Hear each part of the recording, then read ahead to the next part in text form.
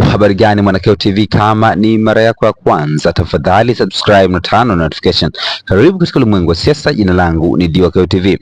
Mtandao wa watetezi wa haki za binadamu Tanzania yani THRDC umetaka mamlaka ya mawasiliano Tanzania yani TCRA kuacha mara moja kutumia mamlaka yake kama lungu la kukandamiza vyombo vya habari na badala yake irejeshe leseni ya Jambo TV iliyofungiwa kwa siku 90.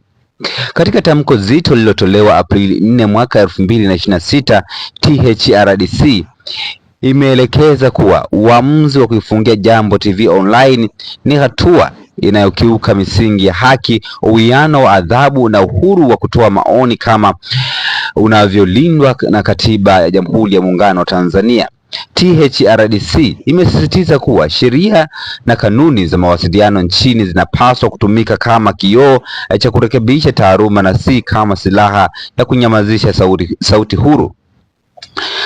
Mtandao huo umehoji uhalali wa adhabu hiyo ya siku 90, ukibainisha kuwa Jambo Online TV ilikwisha kutii amri ya awali ya kuondoa maudhui yaliyolalamikiwa, jambo ambalo lilipaswa kumaliza shauri hilo kwa onyo au marekebisho madogo.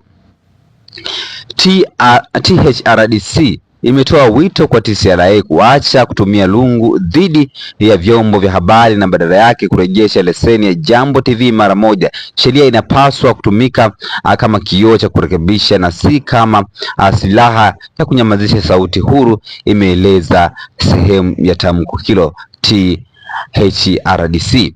Mtandao huo unaonyesha wasiwasi juu ya utaratibu uliotumiwa kutoa adhabu hiyo.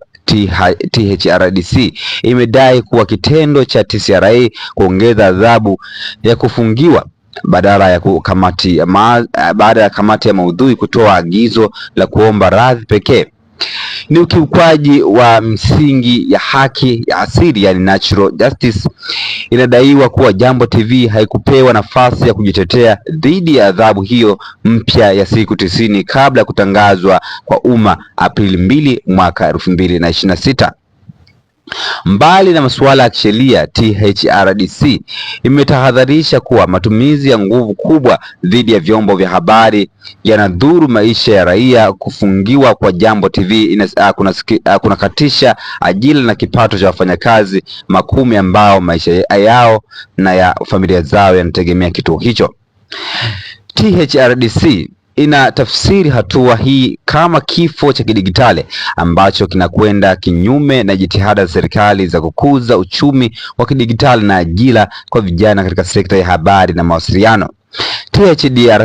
THRDC imehimiza kwa kuitaka serikali kupitia upya kanuni za maudhui mtandaoni yani online content regulation ili kuondoa vipengele vinavyotoa mwanya kwa mamlaka kutoa adhabu ya kiholela. Mtandao huo umesisitiza kuwa uhuru wa vyombo vya habari ni nguzo muhimu ya demokrasia na ni lazima ilindwe kwa gharama yote ili kuhakikisha wananchi wanapata habari kwa usahihi. Una maoni gani kama Mwanakeo TV? Tafadhali shusha maoni yako katika sehemu ya comment section kuhusu hichi ambacho umeandika mtandao wa haki wa kutetea haki za binadamu ambao unaitwa THRDC. Tunakatujao katika masuala ya kisiasa. Bye bye.